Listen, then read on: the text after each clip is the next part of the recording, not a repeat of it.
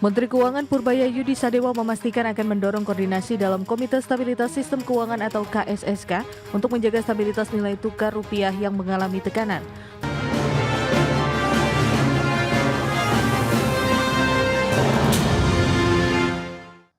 Kementerian Keuangan siap meningkatkan koordinasi dalam Komite Stabilitas Sistem Keuangan atau KSSK guna menjaga stabilitas nilai tukar rupiah yang terus mengalami tekanan.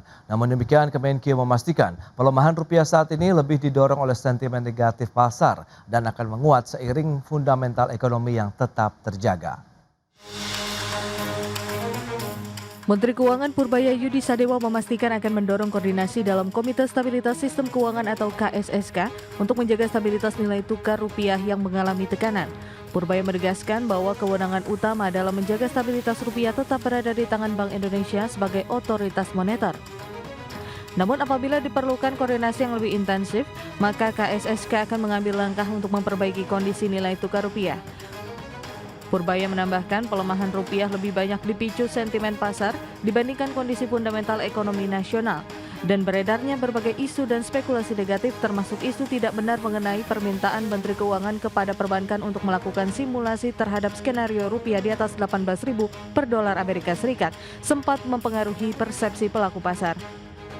Purbaya memastikan seiring fundamental ekonomi yang stabil, rupiah akan kembali ke levelnya. Iya, Pak. Enggak, kalau kita lihat kan tiba-tiba aja penguatan pelemahannya satu dua hari ini kan.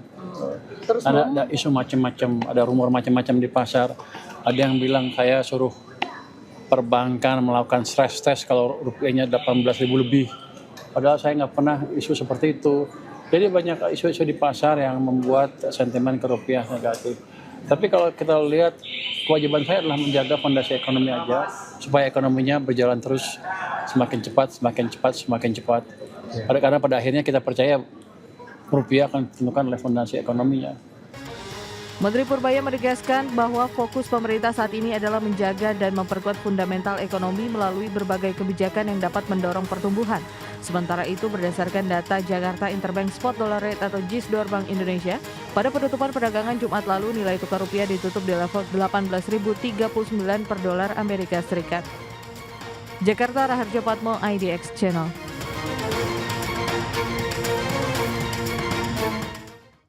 Ya, pemirsa, untuk membahas tema kita kali ini, menahan efek domino rupiah tembus Rp18.000 per dolar Amerika Serikat. Kita sudah tersambung melalui Zoom bersama dengan Bapak Ibrahim Asoibi, beliau adalah pengamat ekonomi, mata uang dan komoditas. Kemudian Bapak Fajar Budiono, beliau adalah Sekjen Asosiasi Industri Aromatik Olefin dan Plastik Indonesia atau INAPLAS. Langsung saja kita sapa ini. Halo, Pak Ibrahim, apa kabar Pak?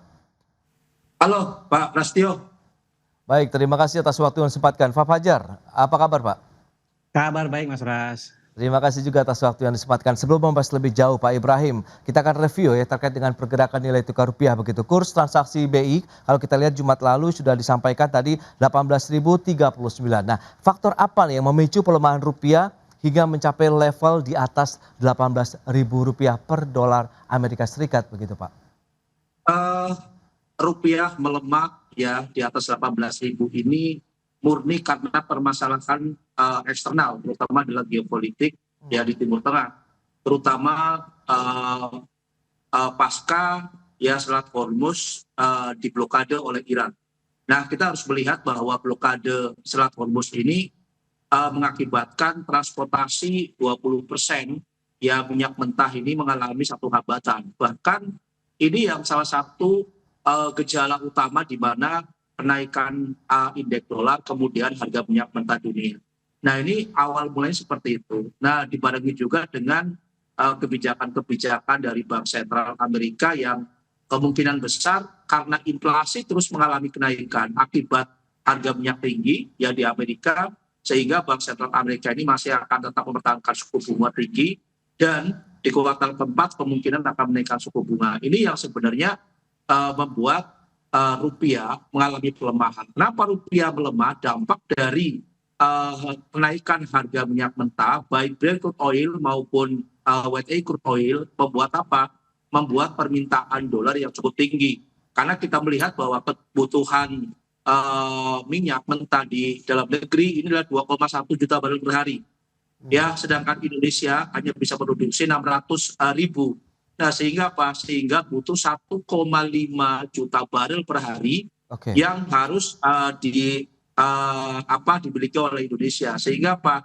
Sehingga Indonesia ini harus membeli ya dengan dolar yang begitu besar ya. Karena apa? Karena kita lihat di APBN rupiah dipatok di 16.500, kemudian minyak mentah dipatok di $70 per barel. Sehingga apa? Sehingga kebutuhan dolar yang cukup tinggi membuat apa? Membuat neraca berjalan bermasalah dan berdampak terhadap defisit anggaran. Nah, ini yang membuat apa? Membuat rupiah melemah. Kemudian saat ini pun juga masa dividen masih berjalan ya, kebutuhan dolar yang cukup tinggi membuat apa? Membuat permintaan dolar yang begitu masif ya, sehingga apa? Sehingga ini menggerogoti mata uang rupiah. Nah, kemudian di sisi lain pun juga masalah hutang jatuh tempo. Ya, hutang jatuh tempo di tahun 2026 itu diperkirakan 600 triliun yang harus dibayarkan oleh pemerintah, sehingga pemerintah pun juga harus mempersiapkan hutang baru ya dengan melakukan lelang surat utang negara. Nah, apakah lelang ini akan berjalan dengan normal di tahun 2026? Ya, kita bisa lihat ya, karena kemarin pun juga lelang di Tiongkok ya menggunakan Panda Bond ya, ini pun juga sampai saat ini belum ada satu kepastian ya. Artinya apa? Pasar pun juga pasti akan menunggu dalam kondisi saat ini. Kemudian pemerintah pun juga di minggu kemarin mengatakan bahwa masyarakat yang memiliki tabungan di atas 3 miliar harus membeli obligasi. Ini indikasi bahwa lelang surat utang negara ya di luar negeri ini sedikit lebih sepi dibandingkan dengan tahun-tahun sebelumnya. Nah, apalagi bersamaan dengan apa? Bersamaan dengan inflasi ya di bulan Mei kemarin yang lebih tinggi dibandingkan bulan sebelumnya. Kemudian neraca perdagangan yang surplusnya juga menyempit. Ya, ini pun juga membuat apa? Membuat rupiah mengalami pelemahan, dan yang terakhir adalah penurunan rating ya untuk Delantara dari Moody's. Nah, ini sebenarnya sudah komplikasi ya, membuat rupiah mengalami pelemahan, dan sore ini pun juga ya rupiah pun juga melemah ya, kemungkinan besar ini ada 100 poin pelemahan. Misalnya kita lihat bahwa apa yang dilakukan oleh pemerintah ya dan OJK dan Bank Indonesia ini pun juga sudah all out ya. BI pun juga sudah melakukan intervensi baik di pasar internasional, pasar domestik, kemudian obligasi ya, kemudian valuta asing ya, kemudian pemerintah pun juga sudah melakukan segala cara ya. Tetapi kita lihat bahwa permasalahan utama itu adalah kebutuhan dolar. Subsidi BBM yang begitu besar 85% ya yang disubsidi oleh pemerintah, ini yang menjadi pokok permasalahan. Apalagi proyek-proyek politik seperti EBG ya, Operasi Merah Putih yang mengeluarkan dana besar ya, ini pun juga ikut membantu terhadap pelemahan mata uang rupiah. Itu, Mas. Baik, cukup banyak berarti faktor yang menyebab ya nilai tukar rupiah kita mengalami tekanan, tidak hanya dari global begitu ya, tekanan juga merembet ke dalam negeri. Ini sudah komplikasi. Kalau saya lihat bahwa sebenarnya ini adalah sudah masuk fase krisis ekonomi. Baik, Pak Fajar, ini menarik. Langsung saja kita lihat bagaimana Anda melihat dengan kondisi saat ini di Naplas sendiri, Pak Fajar. Tadi memang sudah penjelasan yang cukup panjang lebar begitu ya terkait dengan faktor-faktor yang membuat rupiah hari ini masih mengalami tekanan, bahkan berpotensi berlanjut begitu, Pak Fajar. Silakan. Jadi kalau dari sisi sektor petrokimia memang ini di bulan Mei Juni ini banjir impor sudah mulai datang, sehingga permintaan akan dolar untuk belanja barang-barang dari impor itu memang dibutuhkan banyak sekali, sehingga nggak aneh kalau rupiah juga ikut mengalami pelemahan. Nah, tetapi barang-barang impor ini juga tidak hanya di Indonesia saja yang mengalami oversupply, terutama dari Cina. Sehingga kita perkirakan dari sisi nafta dan kondensat sama LPG aja kita sudah tahun ini permintaannya naik dari 1,5 juta menjadi 3 juta ton karena ada beberapa pabrik baru, sehingga kebutuhan dolar untuk belanja di feedstock akan lebih tinggi. Kemudian dari sisi belanja import dari bahan baku plastik juga akan mengalami kenaikan, sehingga belanja ini nanti kita perkirakan antara 2 juta metrik ton di tahun ini juga membutuhkan US dollar yang makin tinggi.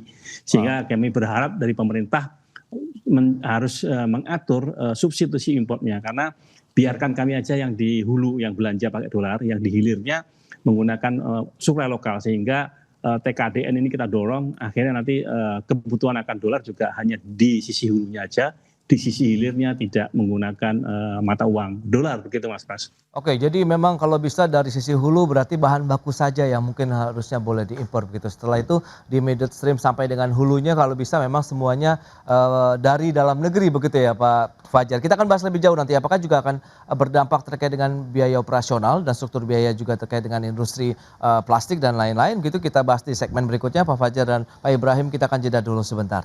Dan pemirsa, kami akan segera kembali usai pariwara berikut ini.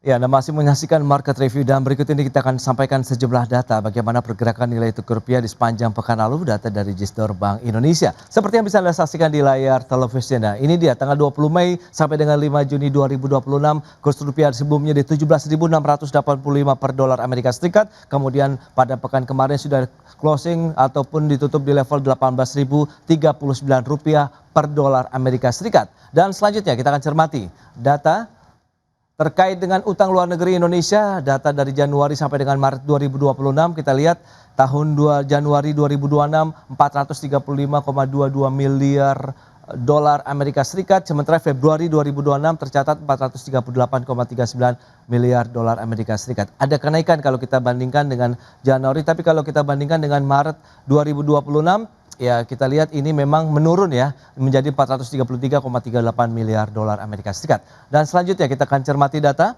bagaimana dengan utang luar negeri pemerintah dan Bank Sentral Januari Maret 2026.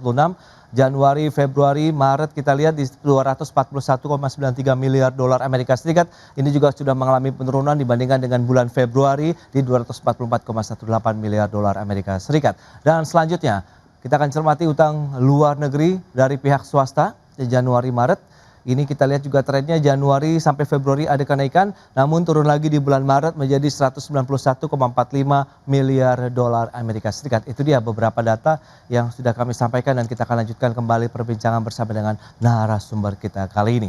Baik, dengan beberapa informasi tadi yang sudah disampaikan Pak Fajar, lantas dari sisi pelaku usaha, depresiasi nilai tukar rupiah yang terus terjadi hingga saat ini, mitigasi ataupun antisipasi yang sudah dilakukan, ini sudah cukup optimis, sudah efektif begitu, dan seberapa jauh juga memengaruhi terkait dengan struktur biaya produksi Pak di Inaplas sendiri? Kalau dari sisi bahan baku, baik itu nafta maupun barang jadi bahan baku plastik, itu bulan-bulan ini trennya turun, sehingga kenaikan dolar terhadap tren turun harga agak terkoreksi, sehingga impact-nya terasa tapi belum terlalu signifikan. Okay. Tapi kalau ini nanti akhir Agustus masih tetap begini terus, ini akan terasanya lebih berat lagi karena Agustus September sudah mulai tren naik. Jadi ini trennya tren turun. Tetapi itu tadi kita juga berharap neraca import ini dikendalikan, karena di bulan Juni ini kita khawatir masih banyak sekali barang import masuk terutama dari Cina, sehingga nanti akan membutuhkan dolar lebih banyak lagi. Padahal dalam negeri sudah siap secara volume untuk supply, dan untuk pertama kalinya setelah COVID kita sekarang harga jual kita jauh lebih murah dari barang-barang import, sehingga harusnya tidak ada alasan untuk membeli barang-barang import, karena dari sisi supply lokal harga maupun volume sudah cukup, dan di pasar juga sudah mulai kelihatan barang jadi plastik sudah mulai ketemu titik harga barunya, sehingga kemungkinan untuk fluktuasi sudah kecil sekali, dan masyarakat sudah menyesuaikan konsumsi plastiknya sesuai dengan kebutuhan. Jadi kembali lagi, ini bagaimana nanti kalau dari sisi industri petrokimia dan plastik mengendalikan substitusi importnya dan fokus menggunakan barang-barang dari lokal, begitu Mas Pras. Oke, nah kalau misalnya dampaknya terkait dengan margin kemudian struktur kas mungkin cash flow-nya sendiri bagaimana Pak? Dari sisi cash flow memang terus terang kita sekarang banyak pemain itu takut untuk pegang stok karena kan tren turun ini nanti akan kalau banyak kan pegang stok mereka akan rugi terlalu banyak ya karena kan ini terus turun terus tiap minggu hampir 20 sampai 40 US dollar per metric ton. Tetapi tadi Pak Ibrahim bilang harga minyak udah mulai naik lagi. Nah ini kemungkinan ada gejolak lagi sehingga orang sekarang just in time aja tidak berani pegang stok terlalu banyak karena bisa terjadi pada tahun 98 di mana dalam satu minggu dari harga 2.100 US dollar per metric ton tiba-tiba turun ke 800 US dollar per metric ton. Artinya mereka babak belur. Nah ini mereka juga mengacu ke arah sana, mereka just in time saja. Kemudian juga untuk ekspor juga mereka juga sebenarnya peluang untuk naikkan ekspor, tetapi ya karena kondisi mereka just in time ini tidak berani pegang stok banyak sehingga ini faktor kehati-hatian ini harus kita cermati terus dan kita harus pantau pasar terus bagaimana pergerakan nilai tukar ini fluktuasinya sejauh mana beriringan dengan tren harga baik itu nafta maupun barang jadi plastiknya. Oke, berarti masih ada kekhawatiran pelemahan rupiah yang terjadi akan menekan di bulan Agustus sampai dengan akhir tahun lah begitu ya Pak Fajar ya, dikhawatirkan. Iya. Baik, nah Pak Ibrahim, lantas bagaimana dengan pergerakan nilai tukar rupiah ini? Apakah dengan level-level saat ini bisa dikatakan ya kondisi lampu kuning begitu untuk nilai tukar rupiah kita atau masih dalam batas yang dapat dikelola oleh otoritas moneter maupun pemerintah sendiri? Kalau pemerintah sendiri mengatakan bahwa 18.000 itu masih sesuai dengan fundamental, ya. Tetapi kita harus ingat pemerintah selalu mengatakan bahwa pertumbuhan ekonomi kita di kuartal pertama begitu bagus di 5,61%, ya seharusnya rupiah ini menguat, ya tetapi kita harus ingat bahwa pembentukan untuk pertumbuhan ekonomi 50% itu dari daya beli masyarakat. Artinya apa? Bahwa pemerintah melakukan intervensi di pasar, ya agar apa? Agar daya beli masyarakat itu terus meningkat. Bahkan ya 2,94% pembentukannya kemarin.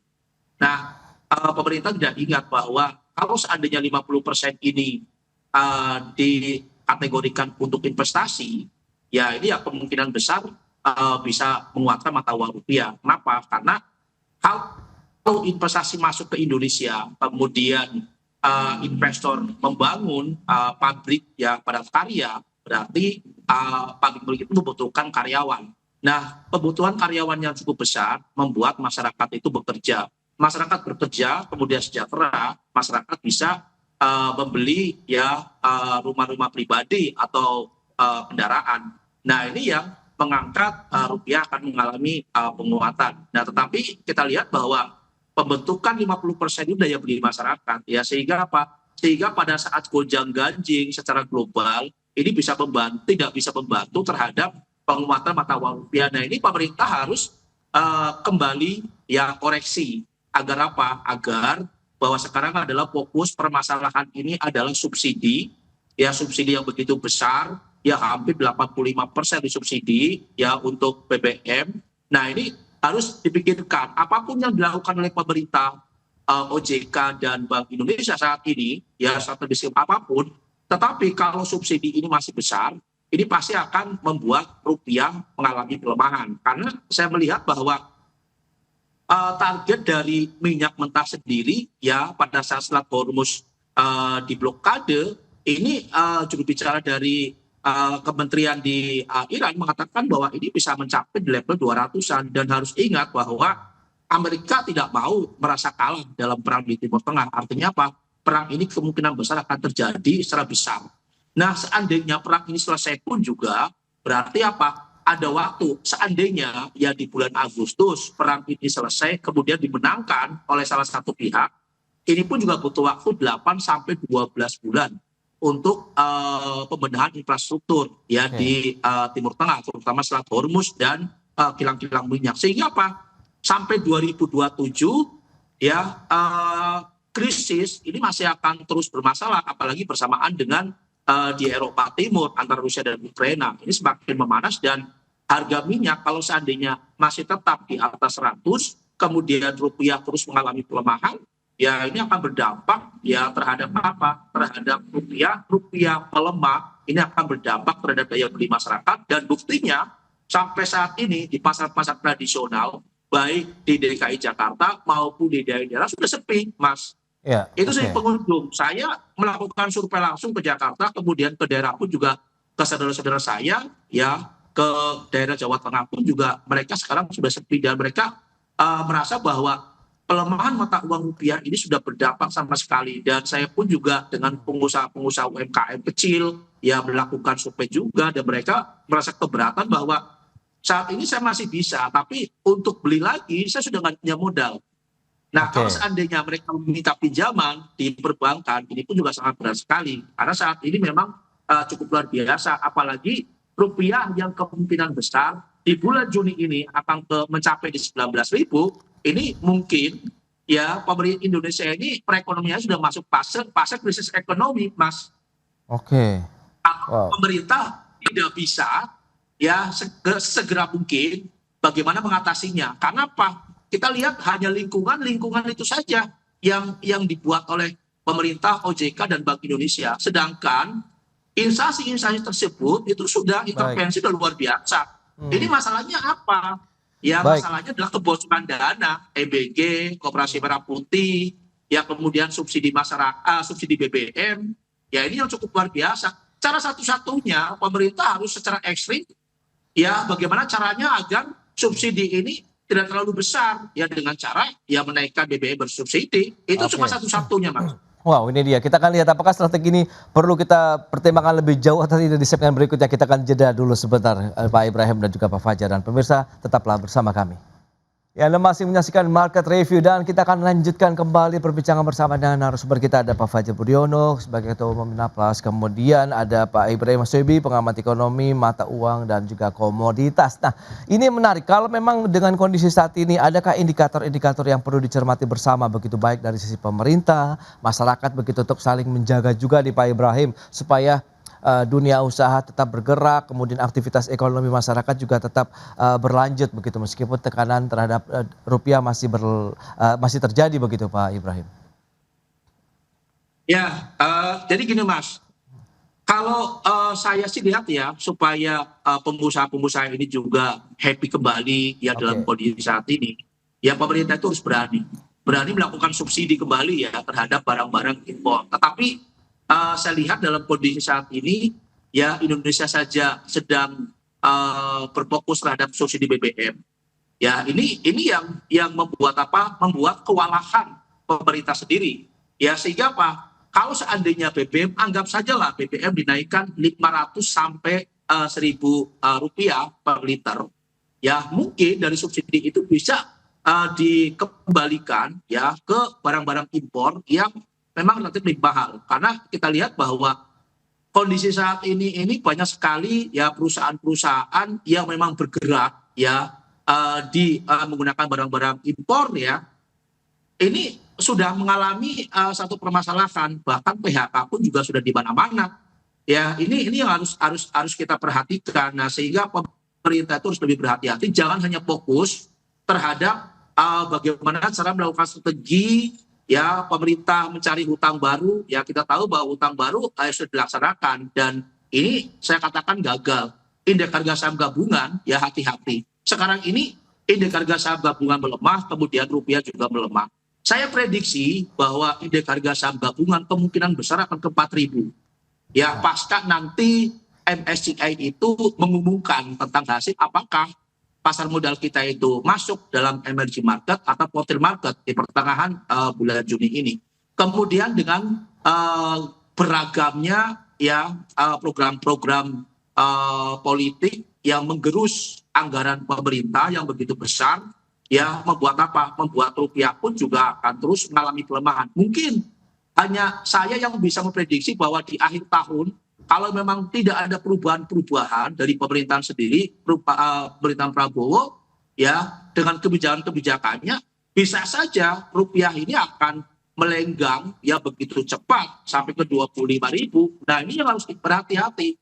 Pemerintah sudah kami berikan informasi bahwa akan menuju 25.000 sehingga pemerintah harus mempunyai sikap bagaimana caranya agar rupiah ini tidak melemah begitu tajam. Cuma ada 2 cara. Pertama adalah menaikkan BBM. Kemudian yang kedua, meminta bantuan hutang terhadap IMF maupun Bank Dunia. Tetapi harus diingat, kalau seandainya Indonesia meminta bantuan terhadap Bank Dunia maupun IMF, pasti ada syarat-syarat tertentu. Salah satunya adalah tidak boleh pemerintah melakukan subsidi ya terhadap barang-barang tertentu. Bisa saja pada saat pemerintah mendapatkan bantuan dari Bank Dunia maupun IMF, BBM bersubsidi itu pasti akan di 17.000 harganya. Nah, misalnya cara yang paling bagus ya saat ini adalah menaikkan BBM ya bersubsidi Rp500 atau ya Rp1.000, dan itu pun juga perlu pemerintah melakukan sosialisasi dulu bahwa kenaikan BBM ini adalah untuk apa? Untuk subsidi yang lainnya, terutama adalah barang-barang impor agar apa? Agar perusahaan-perusahaan ya ini pun juga kembali menggeliat. Itu Mas. Ya itu pilihan yang cukup sulit nampaknya begitu yang akan ditempuh oleh pemerintah ke depan begitu menyikapi dengan fluktuasi ataupun tekanan terhadap nilai tukar rupiah. Nah Pak Fajar, lantas bagaimana mitigasi-mitigasi yang sudah disiapkan paling tidak potensi aktivitas bisnis Inafplast sendiri sampai dengan akhir tahun 2026 di tengah pelemahan nilai tukar rupiah yang masih terjadi, meskipun Anda katakan tadi ini kecenderungannya sudah mulai mereda begitu karena importasi juga sudah dilakukan, kemudian upaya-upaya dilakukan sendiri untuk penyesuaian harga di market yang sudah mulai diterima oleh masyarakat sendiri begitu Pak Fajar. Ya, jadi kalau kami juga lihat di pasar, kemarin kita juga ketemu dengan Asosiasi Gabungan Pengusaha Makanan Minuman. Mereka masih punya optimisme pertumbuhan di 7% ya. Artinya kalau makanan minuman 7%, kami masih bisa target di 5,5%. Artinya cukup bagus dibandingkan tahun 2025 kemarin. Tapi ya dengan syarat dan ketentuannya. Jadi ini pemerintah harus berani mengatur keseimbangan antara import dan ekspornya. Karena import sudah terlalu besar untuk di industri bahan baku plastik, sehingga ini nanti bisa diatur kembali. Kemudian barang jadi plastik juga sama. Barang jadi plastik ini kalau bisa fungsi non tarif barrier itu harus digeliatkan lagi. Jadi fungsi dari safeguard dan anti dumping itu coba dilihat lagi, sehingga barang-barang jadi plastik ini nanti bisa disubstitusi oleh kebutuhan lokal, dan ini akan menggerakkan tenaga kerja suplai lokal, sehingga nanti kebutuhan akan dolar juga turun. Kemudian yang berikutnya juga hilirisasi harus dilakukan dari hari sekarang, karena kan kita tidak boleh tergantung lagi dengan minyak bumi. Kita masih punya batu bara, dan mudah-mudahan batu bara ini bisa dihilirisasi. Kita berharap 2029 sudah ada satu pabrik coal to petrochemical yang jalan. Kalau ini sudah jalan, artinya ketergantungan akan dolar akan semakin berkurang, sehingga dolar juga akan lebih stabil lagi. Kemudian yang kedua juga memang daya beli harus kita pelihara, dan ini kita juga lihat pantau dulu BLT dari BUMDes ini sampai di mana nih distribusinya. Ini sudah beberapa kabupaten kota sudah mulai turun. Mudah-mudahan dengan BLT BUMDes ini bisa mendorong ekonomi bawah itu bisa sedikit mempertahankan daya beli, karena market kita 40% adalah di pasar tradisional, begitu Mas Pras. Baik, itu dia yang paling utama adalah memang menjaga daya beli masyarakat sendiri begitu untuk bisa mengkonsumsi produk-produk dari industri ataupun sektor-sektor usaha yang ada di tanah air, meskipun kita tahu pelemahan nilai tukar rupiah ini juga masih terus berlanjut, dan seperti yang disampaikan oleh Pak Purbaya tadi, semoga ini masih akan ada potensi untuk mengalami perbaikan kembali ataupun penguatan nilai tukar rupiah ke depannya sampai menyentuh, memang karena ini adalah masih dalam kondisi fundamentalnya begitu, diharapkan masih ada potensi mengalami penguatan untuk rupiahnya ke depan. Baik Pak Ibrahim, kemudian juga Pak Fajar, terima kasih banyak atas informasi, update dan juga insight yang sudah diberikan kepada pemirsa pada hari ini. Selamat melanjutkan aktivitas Anda kembali. Salam sehat, sampai berjumpa kembali Pak Ibrahim, Pak Fajar. Terima kasih Mas Pras, Pak Ibrahim.